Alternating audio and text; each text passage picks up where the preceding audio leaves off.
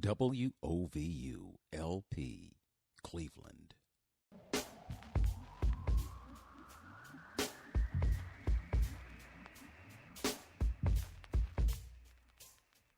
This is Open Door with Vince Robinson. In-depth conversations with people who are making a difference in the lives of others here and around the world. Culture is at the heart of who you are. Know your culture, find yourself on Open Door with Vince Robinson. Grand dawning, great rising, Cleveland, Ohio. Vince Robinson here with Open Door. My guest today is Mr. Jim Alexander. He is a veteran musician. He's covered a lot of different genres. We've had this conversation before. Many may not know, but he was actually on Open Door, the video version that's from Community Focused Television in Macedonia. Thank you, Vince. So it's definitely a pleasure and an honor to have you here today. What brings us to this meeting is the fact that you have a new project, new music, and you want the world to know about it, and I would love to let the world in on this great music. I just listened to a slight cut, and I'm like, wow, okay. You know, he's doing it big. And just to set the record straight, Jim is no stranger to the Large Arts. He's performed here on several occasions.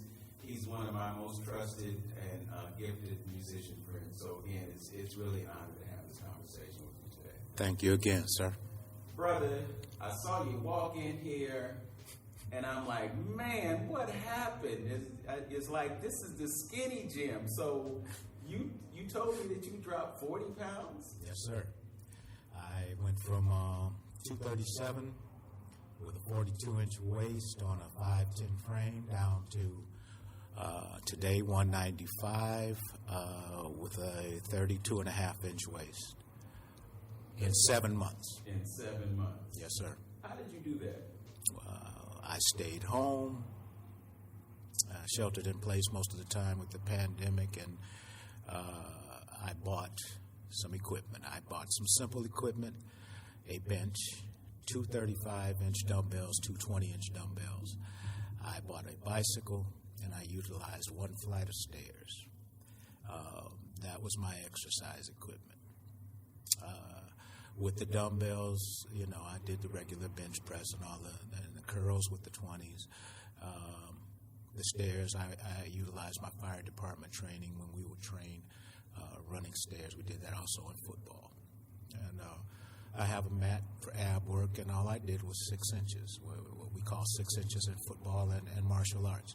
You lay on your back, you lift your feet 6 inches, then you may lift them 45 degrees, back down 6 inches, and repeat. The main thing was what I changed in my diet. I cut out salt and sugar completely. No fried foods. Fish. Not even chicken.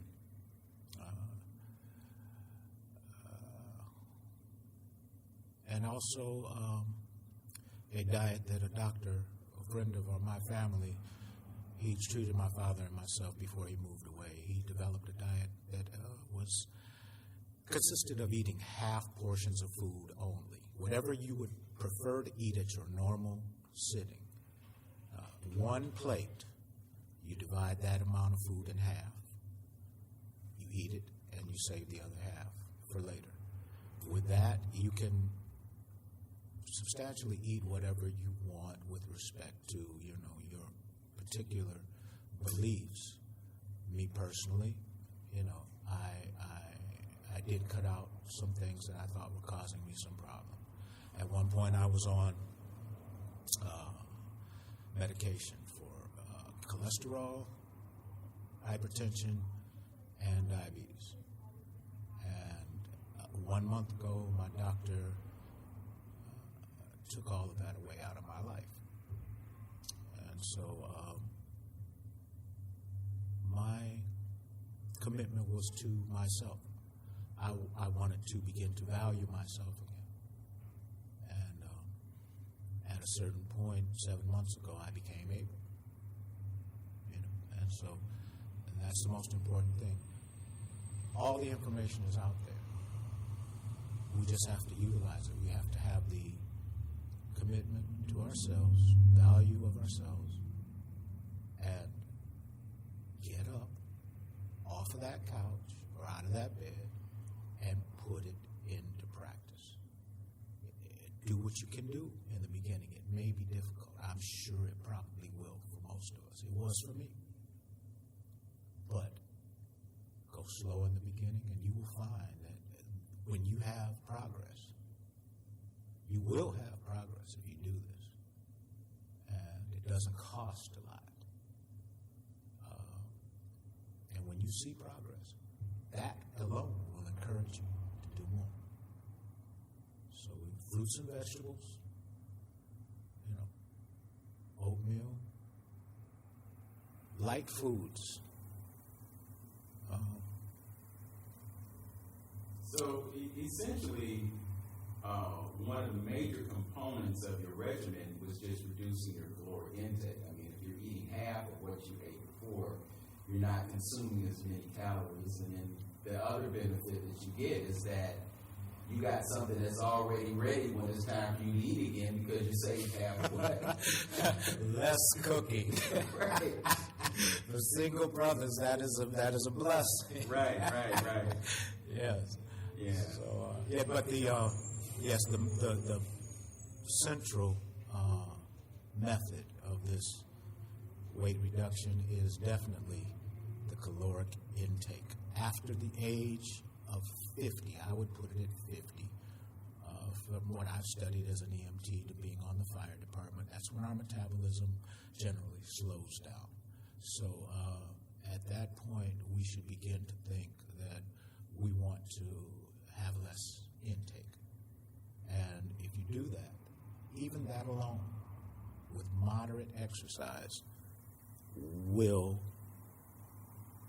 get you where you want to be. It's going to give you results. And what I've been learning about that is that, when it comes to weight loss, actually most of it is diet. The exercise is good because it strengthens your body. Absolutely. When you add muscle mass, it helps you burn fat more effectively. Mm-hmm. You burn fat when you're in a rested state. So when you go to sleep at night, your metabolism is working and it's burning calories as you sleep. And hopefully you didn't eat right before you went to bed, because that means that your body has to expend energy in digestion as opposed to burning fat. But very, very, very key things that you mentioned. And, as you mentioned it, you talked about that 6 inches. Right. I had that flashback to when I used to play football. Right. And we had to do calisthenics. That's it. And leg raises was my least favorite. Right. But see, that's what I'm saying. You have to want to make the commitment. It's a sacrifice. It is. At times, it's not easy. Yeah. But the results are worth it. And this is just one little particular thing that I read for all men after the age of 50 and 60. Light workouts with weight training, gives you great benefits, and everyone will be pleased with that, especially your significant other. Weight training helps. Yes. With everything. Yeah. So again, I'm kind of in that age range. I don't want to give away too much, but one thing that I've learned is that you can actually overdo aerobic activity. And I think what they're saying is that it increases the estrogen in your body and it depletes your testosterone. And as a man, you definitely want to have the right hormone balance of testosterone and estrogen. Absolutely, and the weight training does restore that. Mm-hmm. So. Yeah. Okay. All right. Well, we've given a clinic. Thanks to your experience and the opportunity to share these things with the audience, because one of the central themes of this show is actually how we can become better people.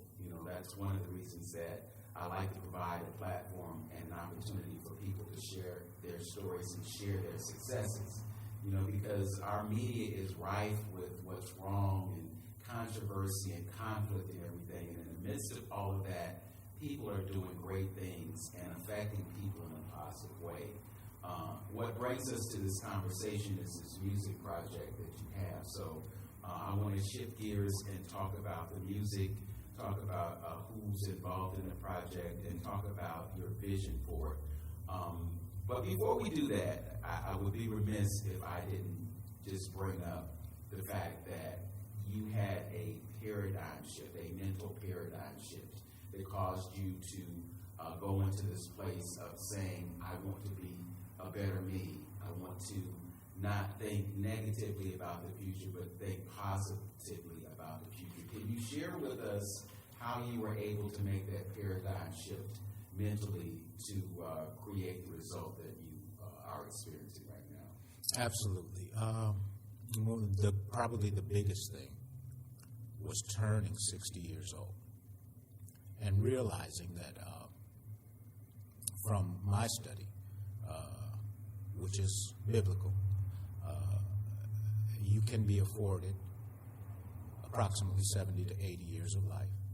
And so I said to myself, if my allotted time is 70, I'm in the last half of the fourth quarter. If my allotted time is 80, I'm beginning the fourth quarter. But whatever it is, I only really have one quarter left. So you have to play like it's the fourth quarter. If you're behind, you got to play like you're behind. If you're on track, you've got to play like you're behind because you don't want the other team to catch up to you and beat you. So I'm playing like I'm ahead,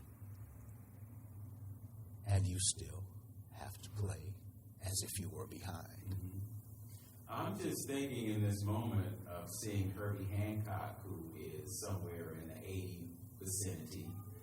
I've seen quite a few as a result of going to Detroit and covering a jazz festival as well as the one here.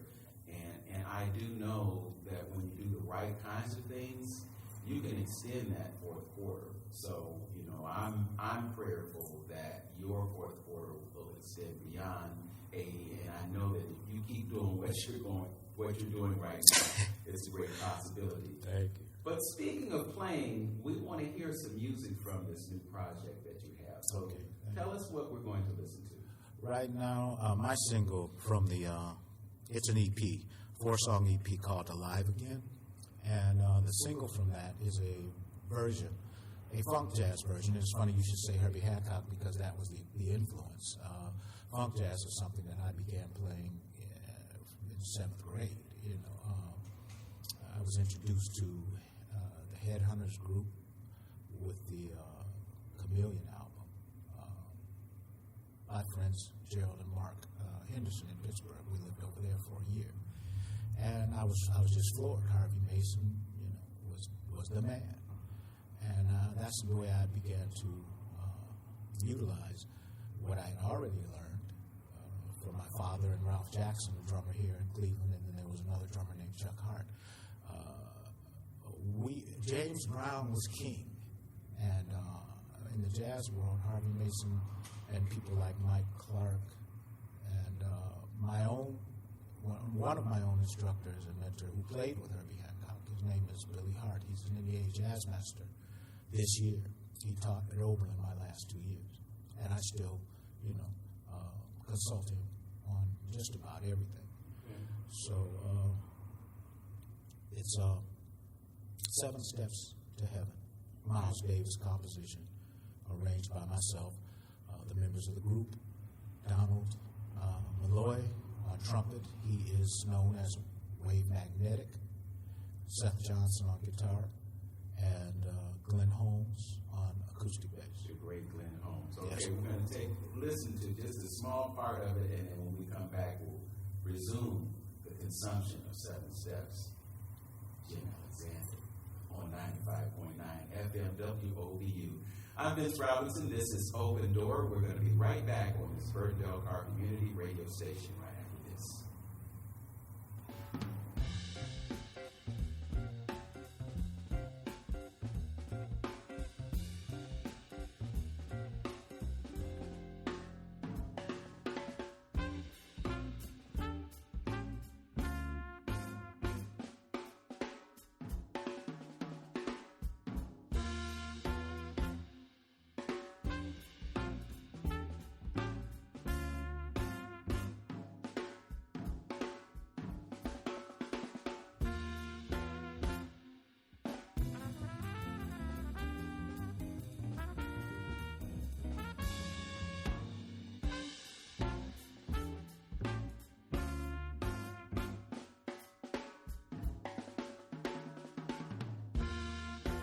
it's okay to not be okay, meaning you're not alone in how you feel and what you're going through.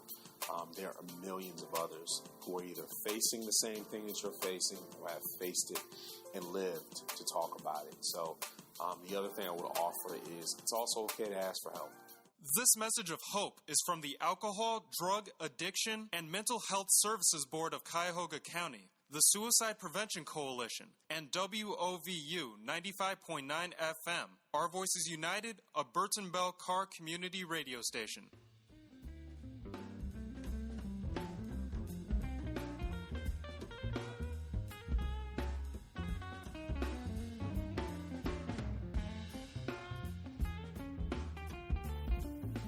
Welcome back to Open Door with Vince Robinson and my guest, Jim Alexander. We have been listening to 7 Steps from Heaven. 7 Steps to Heaven. 7 Steps to Heaven. It's Yes. a jazz classic, and you talked about some of the great folks who influenced you. As a matter of fact, you mentioned someone from Oberlin College. Yes. My 2 instructors at Oberlin Conservatory of Music, the man who was mostly responsible, I'm not going to say mostly, he was absolutely, solely responsible for me being considered to be admitted to the school. His name is Greg Bandy. He was a drummer in Cleveland when I was growing up. 19, he mentored me. I followed him around everywhere. I subbed for him. He and Marty Barker, they were my mentors and influences here in town. So one day he called me up on the phone. He said, man, get down here to Lancers. The faculty at Oberlin is doing a concert down here, and I want you to sit in and play. I said, well, okay, man, thanks for all of the, warning. And so I rolled down to Lancers where all the deals were made, by the big players. And I sat in and played this tune, 7 Steps to Heaven. They asked me what did I want to play. I said, well, can I play this? And I was introduced at that time to probably the man that changed my life forever. His name is Dr. Wendell Logan. He was the director of the Oberlin Jazz program. He founded that program, and he shaped me. He refined me. I was a funk player from the street, but I had been educated in how to read music at the Music Settlement with Ralph Jackson, and I had played different places. I was able, at 25, to tour the country, 50 cities or so, and opening for people like Cameo, Stephanie Mills, Freddie Jackson, Melissa Morgan, the list goes on. But it was a good year, and it shaped me. I learned a lot about music and the business. So, yeah. And then at some point, you went from being a funk drummer into the nuances that are involved in jazz, and I know that there is also a Christian aspect or a spiritual aspect to your music. Could you talk about your evolution as a player? Sure.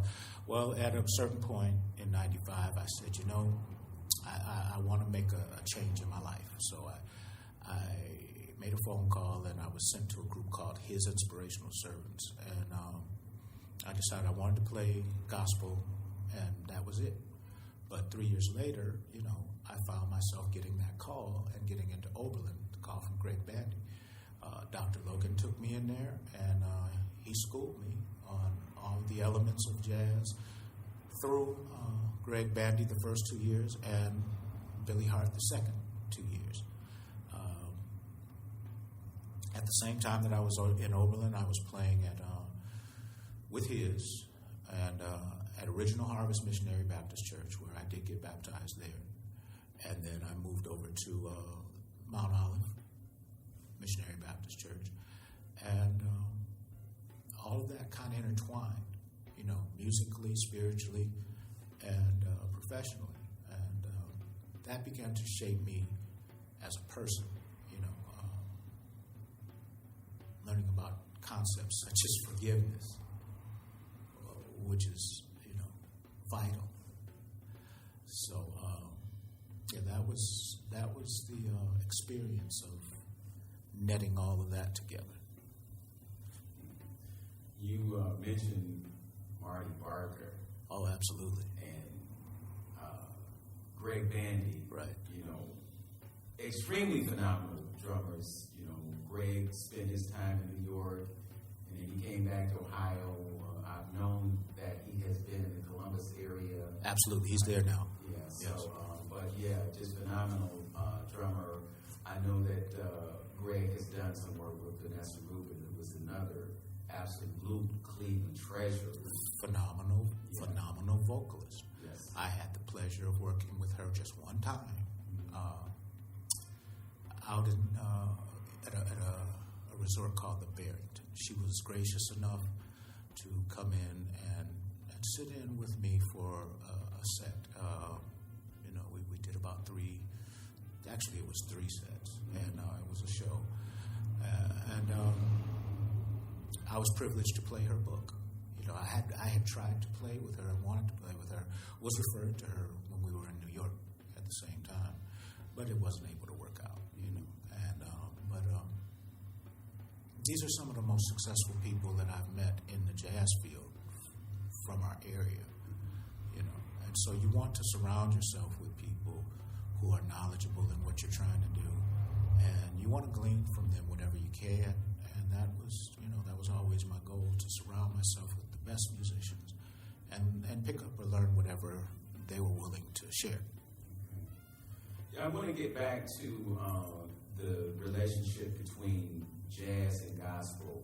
How does gospel music relate to what you learned about jazz? That's a great question. At a certain point, when I was playing at Mount Olive and I was studying at Oberlin, I realized, it just clicked one day. I said, hey, man, you're playing the same thing. It's just a slightly different approach to playing the same thing. And that same thing is foot stomping and hand clapping. That's all it is.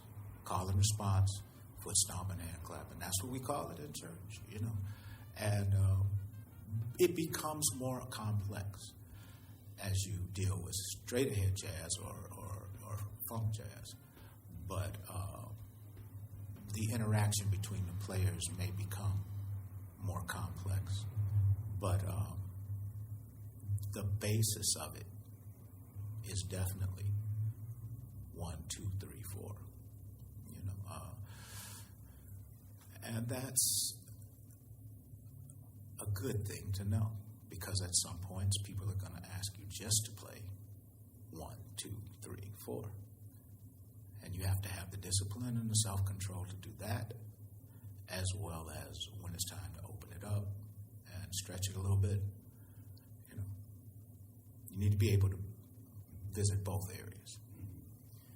When we talk about jazz, we talk about a genre that is said to have been birthed here in America, and it is attributed to us. But you being a drummer, I'm pretty sure that you can relate to the idea of the drum being an African created entity. And I'm just curious, from your perspective, what you see as a relationship of the history of the drum as an instrument to its role in jazz and gospel music. Okay. Let me be clear. We do not say that jazz started in this country. There are those of us who say that. But there are those of us who will say, because we all know that improvisational music, pentatonic scale, rhythm, syncopation, dance, all came out of the African diaspora, the experience in Africa in the ring shouts, the master drummers of Africa, and passed down through generations and generations, where language language was spoken on drums. Instruments were invented, flutes, bells, all sorts of rhythmic, beautiful expressions. And it survived slavery, because slavery did happen. And as it was discovered that we could actually communicate messages through our drums, they were taken from us. And we were allowed to convene in Congo Square. And I think it was once a year that was allowed at certain points to experience that revisitation of African drumming. So, I mean, I could talk about this forever, but there were documents that I learned from with Dr. Logan in his African American Studies class that were written by slave masters who brought us in the church, and their disbelief of the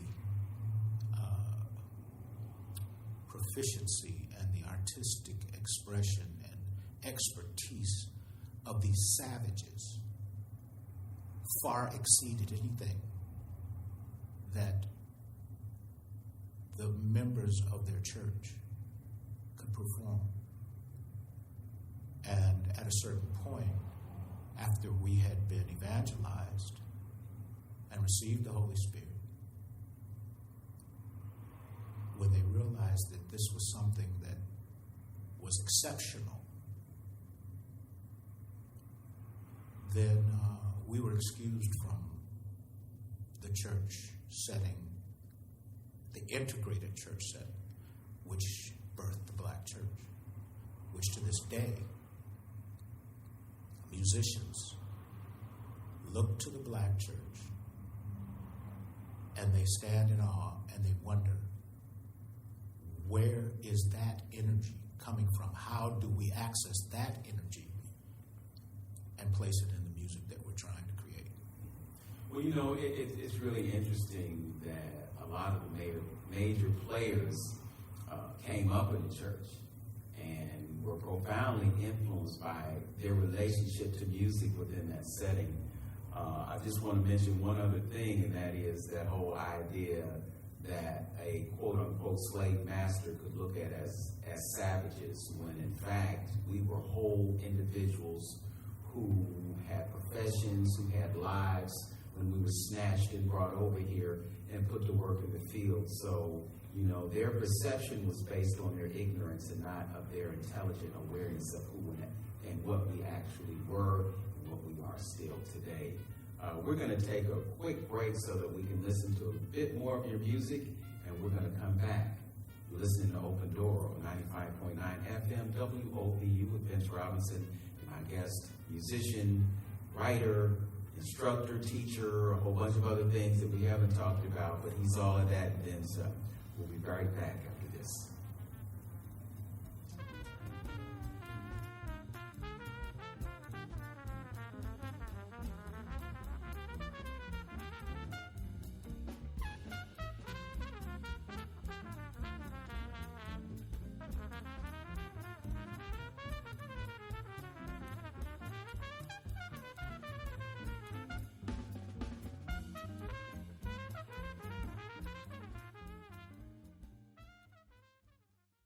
Are you or someone you know in need of help? Here's a resource you can turn to. The Thea Bowman Center has been serving the community for over 50 years and provides services to help support Mount Pleasant and surrounding communities of all ages. Some of these programs include adult education like GED, computer classes, food pantry, senior outreach, youth after school, and summer programs, and much more. Are you a Cleveland resident in need of a GED preparation, a food pantry, youth or senior programs? Then call the Thea Bowman Center at 216-491-0669 or visit TheaBowmanCenter.org. Call the Thea Bowman Center at 216-491-0669 or visit TheaBowmanCenter.org to register today. This message is brought to you by the Thea Bowman Center and WOVU 95.9 FM, Our Voices United, a Burton Bell Carr community radio station.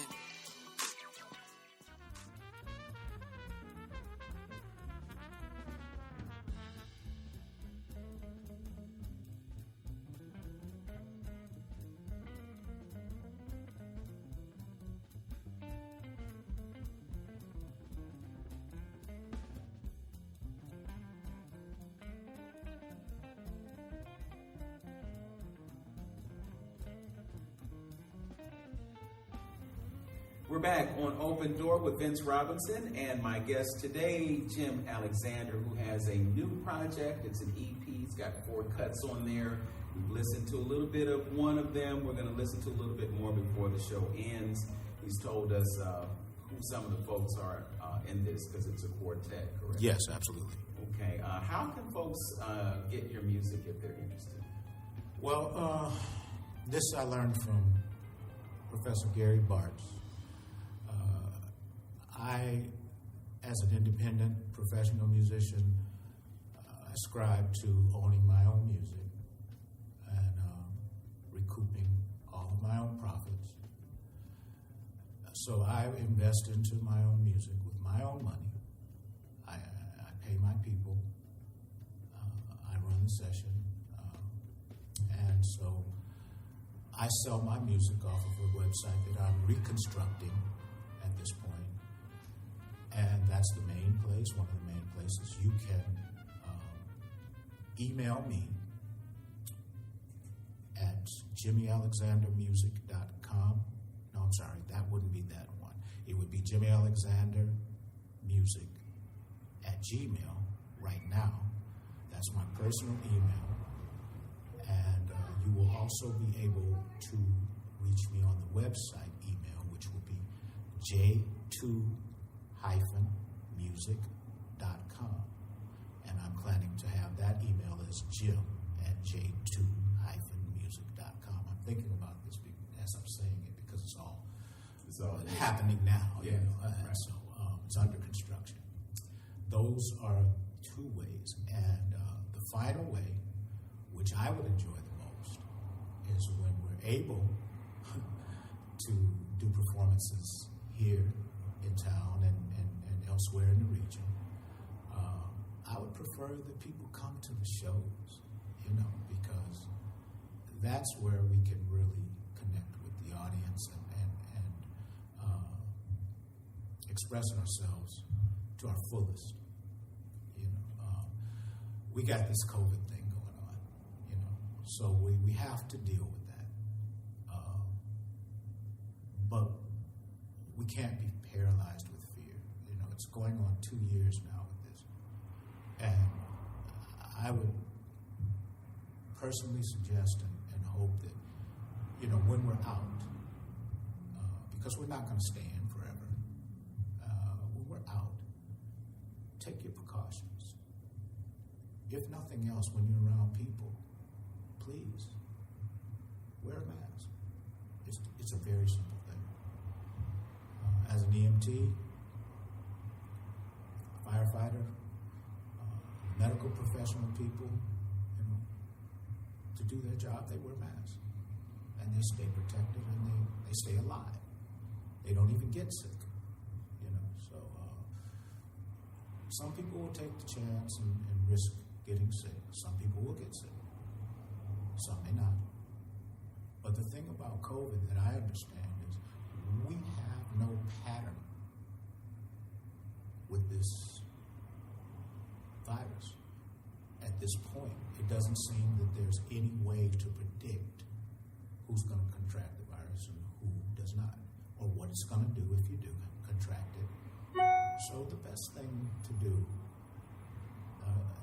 to me, and that's just my opinion, I'm not trying to force my opinion on anyone, but what's worked for me, pre-vaccination, was sheltering in place and wearing a mask. Once I became vaccinated, in crowded atmospheres, indoors especially, I wear a mask. because, and you know, certain things, when you're around family, it seems to be something that is a lot safer. But in certain situations, if you have the elderly who have, you know, medical conditions, I would wear a mask, you know, just to be safe, because I wouldn't want that on my conscience that I got my loved one sick and they passed. I just wouldn't want to shoulder that. Okay. So. All right. So in terms of the music, and you talked about doing live performances and people coming to hear the music, is it your intention to provide them a physical product at that point? How are they getting your music? Is it streamed or is it physical? I'm doing streaming right now, but I can have some EPs printed on CD format, which I may do because some people actually still use CDs. A lot of the people that I come across don't really have a way to, you know, listen to CDs. So I focus mainly on the digital format. They can come to me, email me, they can call me on the business line, which is 440-376-4938. Place their order. I will give them a call back. We'll do the credit card on Square, and I will personally email you your purchase. On the website, there will be samples of the music so that you can, 30-second samples so that you can say, hey, I like this one. Maybe I don't really like that one. I don't want to buy that one. So and that's the way to do it. That's the way I see myself doing it. That's, to me, the best approach. Yes. Well, it's interesting to even have this conversation because the music business traditionally has been it's been a business that has exploited artists. When we look at album sales, for instance, way back in the day, the album would get recorded, they put it on vinyl, end up in the record stores and everything, and even with that, the person who recorded that album, particularly if they didn't write it or produce it, or they just appeared on it or whatever, they would earn so little from that. And then we progressed to cassettes. And that's where the idea of the mixtape came from. And people would be selling cassette tapes out of the trunks of their cars. I think Master P developed a reputation for doing that and being quite successful at it. Absolutely. And then we moved to CDs. So, you could come to a show, and after the show was over, the CD would be available. People could take that CD, go to their car, put it in the player, and listen to it.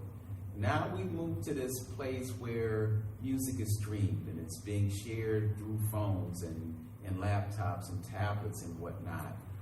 But then there's that whole idea of distribution, and distribution is so key when it comes to generating profits for artists, but seems like with the traditional distribution mechanisms, artists end up losing again. So if you have your own product, you have complete control over it, you're in a much better position to receive the rewards for your hard work. Absolutely. Another point from Professor Bartz. He said, what would you rather have? A promise of making $5 million on your project, or the reality of making $50,000 and being able to live off of $50,000? So in 2002, 50,000 was an acceptable number for a living. But so often we have the $1 million, $2 million, $50 million, $1 billion carrot dangling in front of our faces. And if you approach the powers that be in a vulnerable fashion, let's just say it, you're a starving artist. You're more than likely to accept that carrot as a starving artist than if you are able to support yourself financially and walk into the room on an equal playing field. If you want to go that route, you need to be able to say thank you, but no thanks. You don't want to put yourself in a position where or have yourself in a position where you're saying, I don't have any choice, I have to take this off. So my suggestion has always been, and it's because of the fact that I became a father at a young age. I had a family at 21 years old, a daughter and a wife. And so I was the kind of guy that I had to take care of my family. So I worked the entire time that I performed music. I had side work. That's what the industry refers to, a day job, a real job. Even when I told my parents I wanted to be a professional musician, they said at first, okay, we're going to help you, we're going to get you through college, but you got to go into music education because you're going to need to have a real job to fall back on in case the music thing doesn't really pan out. So I would always say, make sure that you have side work. Even Russell Evans from the OJs came to see me in our group as we grew and started to go out. And his suggestion was to every musician, make sure that when you leave town, you're leaving a job that you can come back to when the tour is over, when the spot date is over. Anytime that you come off the road, you can get a night's rest and go back into work the very next day. And you need to be able to have a working relationship with that employer that says, I work at this also. Can I be able to schedule myself for time off when necessary? And if you're able to function like that, then you don't have to succumb to any trickery when it comes to business offers in the music industry. You can stand on your own terms. Yes. Well, there are some changing dynamics in the world of music, and particularly in the realm of intellectual property and artists taking control of their various projects. And we're going to talk a little bit more about that when we return. And I know that it's a subject that you may not be completely familiar with, but I think it's just important for us to put it out there so that folks can start doing their homework. So we're going to talk about that when we return, and we're also going to take another dive into this great project that you've done so that folks can hear what you've done. You are listening to Open Door with Vince Robinson on 95.9 FM WOVU. My guest is musician Jimmy Alexander. We'll be right back.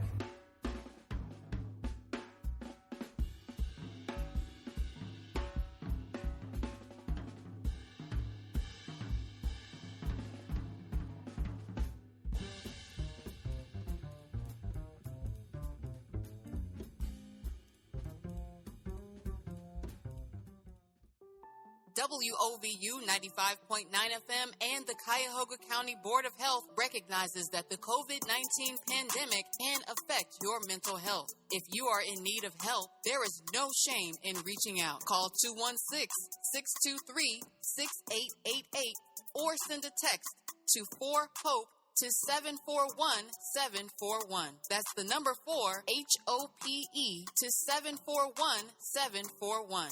This message is brought to you by the Cuyahoga County Board of Health and WOVU 95.9 FM, Burton Bell Carr Community Radio.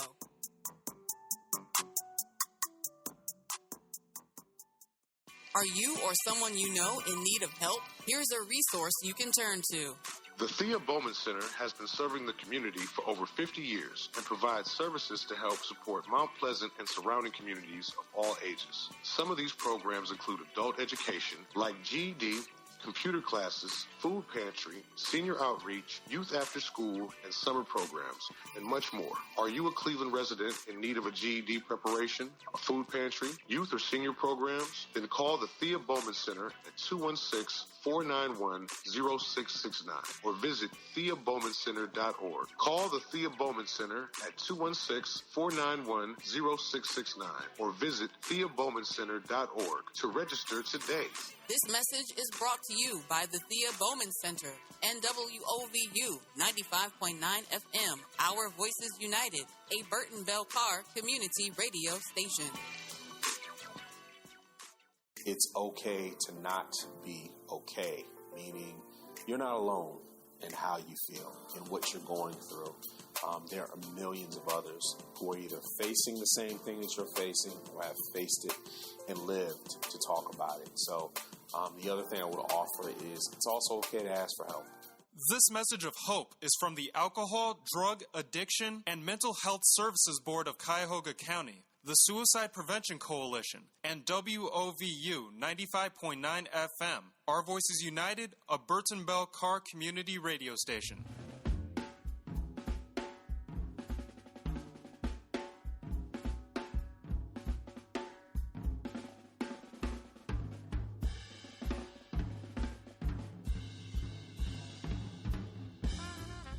Once again, welcome back to Open Door with Vince Robinson. My guest is Jim Alexander, who has a new project of music that he is sharing with us in this hour. Where did the thought come from to do this project? It was birthed out of necessity. The pandemic, we were inside. We couldn't even go over each other's homes and play. Nobody felt safe going into another person's home. Nobody felt safe allowing people into their homes. But at some point later on during that pandemic, we had not been making music. Everywhere in the country and in the world was shut down. So musicians were crippled, And when it started to open up just a little bit, I said, you know what? I want to be able to hit the ground running when this thing lets up. I want to, make my best effort. So I began calling people. I began, having people come over. They'd come over. I'd grab my little thermometer and I'd shoot them in the head. I'd say, yeah, you're good. Let's go upstairs. Let's play. So we started recording in my home studio. And that was okay, but I just wasn't satisfied. And so finally I went to Sumo with the four guys that I perform with now. And we recorded in an afternoon, about 3 hours, those 4 tunes. And, that was my thought process, to come out of this thing, because all of my friends that I was talking to all over the country, now they were all saying the same thing. When this thing lets up, everybody's going to be on a level playing field, and we have to, be prepared to rise. So,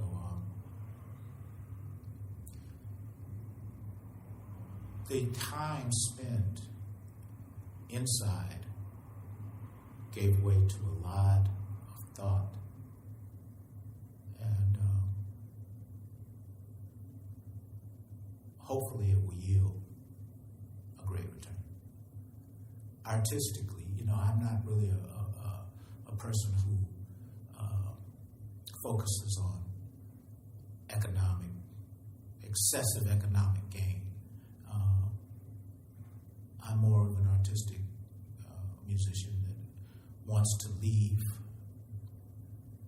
some record of what I was able to offer and how God was able to use me to express music. It was summed up to me like this by Dr. Logan again. He said, if you make great music, the money will come. So, and with that said, all you really need is food, clothes, and shelter. And you can accomplish that through music or any other profession or activity that you so choose, that God has gifted you in. Okay. So before we took the break, I just talked about the changing landscape of the music business and its relationship to intellectual property. And right now, there is a massive transfer that's taking place in terms of economics and resources. And one thing that has materialized within the past few years is something called the non-fungible token, NFTs. Some of the popular NFTs are Shiba Inu.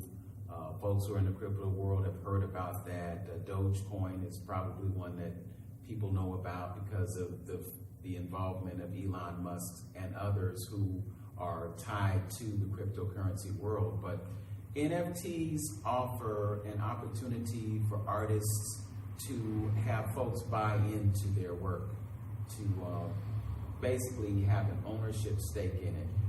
You as the owner of the NFT, obviously you control it, but you are giving people an opportunity to invest in what you do. And what it's doing is it's breaking down some of those issues that are involved in recording contracts. You know, we talked about the fact that you might be on an album, but you only get a few cents per album, per CD, per whatever that might be. And then when you look at streaming services now, you know, everybody wants to be on Spotify and Apple Music and all those others. And you can have somebody like Pharrell who gets 50 million spins of a song and gets $5,000 to $6,000 from all of that listening. And he's happy. Yeah. Well, he probably is happy. Oh, yeah, he's happy. Because despite the fact that he didn't get paid that much from Spotify, he still got paid. But he got paid in other ways because there is no one on the face of the earth that doesn't know that song, and almost everybody loved that song when it was out. Yeah. You know, so the new currency is cutting edge. I've heard about it. Two young gentlemen, they're actually first cousins from this area. One's name is Dalian Banks. He resides in Chicago. He is my graphic artist. He is the one that is doing my website. And his first cousin is Dexter Chandler, who is now in Columbus, and he is a banker. And I think he has moved into another profession. And I'm not really sure of the term. We have so many terminologies and descriptions for new professions. But the underwriter, I believe, that's what that is. So I talked to these young gentlemen about finance, and that's where they introduced me to the concept of cryptocurrency and NFTs. And, you know, having been a non-traditional student at Oberlin, I learned at that time that younger people, and this is something that my father always, as an administrator in the Shaker schools and Cleveland public schools, he always maintained that you can learn a lot from younger people. And these two guys have introduced me to that concept. I'm in the process of looking at it to see if it's something that, you know, is feasible for me. But you have to check all the information out for yourself. Yes. Well, I just want to let the listening audience know that cryptocurrency is not something to be afraid of. I know crypto and cryptic are real close together, but it's been here for a while, and there is a lot of business being done in cryptocurrency markets. And right now, most major nations are developing their own central bank digital currency. The United States is one of those countries. And so we're seeing some major paradigm shifts take place within that realm, and you owe it to yourself to know about it, to get involved with it, because at a certain point, you're not going to have a choice. There was a Senate bill, Senate Bill 3571, and it calls for digital accounts and digital pass-through wallets for every individual in the country and for businesses domiciled here in America. This is not something that may happen. It's something that is happening, something that is going to happen, and it's a reality that we are going to have to face. I know about this because I'm doing a lot of research in that area, and I also know that, you know, people have this idea that cash may be around forever, but reality is that only between 4 and 10% of the money supply in America is actually cash. The rest of it is already digital. So to make that switch from cash to digital currency is not as far-fetched as it seems. And, you know, reality is you go to a store, you have an Apple phone, you wave it over a terminal, and you just pay for something. You know, they're digitizing commerce with rapidity right now. So to have access to that paradigm as a musician and as an artist, because creatives are using NFTs right now. It's really a game changer, and it's going to provide a method of empowerment of artists. We talked about racism as a public health crisis, and one of the things that is necessary is for artists and creatives to be involved in how we address this public health crisis. So I'm just hopeful that somehow you'll be able to benefit. Can I speak on that subject real quick? Let me just touch on that. If you're black in America, without any shadow of a doubt, you will be discriminated against at some point. In my own career, I have been terminated from employments for performing on my days off. I have been terminated from educational professions for, how could I put it, not fitting the profile. And I have a friend who works with Sanborn now, one of my closest friends. He's my brother from one of my brothers from Gratitude, and he works with Sanborn. And he is a very vocal person who supports equality, as most of us do. So the thing that I shared with him, and I would love to be able to say this to everybody, everyone, racism cannot stop you. It may slow you down for a minute, it may hinder you slightly, but you have to overcome that obstacle, just like you're going to have to overcome every other obstacle that stands in the way of your success. You know, love conquers that. You know, and if a person will not allow you to show them love, you have to forgive them for that and move on. But you cannot get trapped in returning that toxic poison or any reaction that places you in bondage. You know, that's the only thing that makes racism a trap. It can't stop you unless you let it. Never forget that. All right.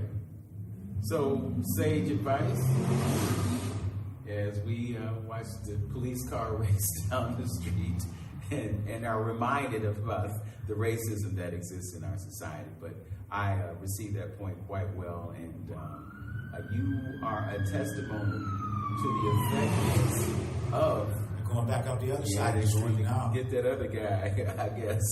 But you're a testimony. You know, when you make that paradigm shift mentally, you know, and you don't allow things that have been obstacles to remain obstacles, you can grow as a person, you can grow as a musician. I think us sitting down for the past 2 years gave a lot of people an opportunity to grow, because what else you're going to do? You're at home. You don't have anything else to do. Why not pick up that instrument? And that's what you did. You created music, and that's something that was born out of the stagnation that we're in. Jim, it's been an absolute pleasure to have this conversation with you. It's been my pleasure. And looking forward to a performance coming up at Larchmere Arts when we are going to welcome Thursday's Child, Alamis Nagali, to our stage for spoken word performance. Jim's going to be available for that date, so we'll get to hear his mastery on the drums that night. Thank you for joining us. Thank you. Thank you for listening and watching Open Door on this YouTube channel. Know yourself, love yourself, be yourself. Make today your best day. Peace.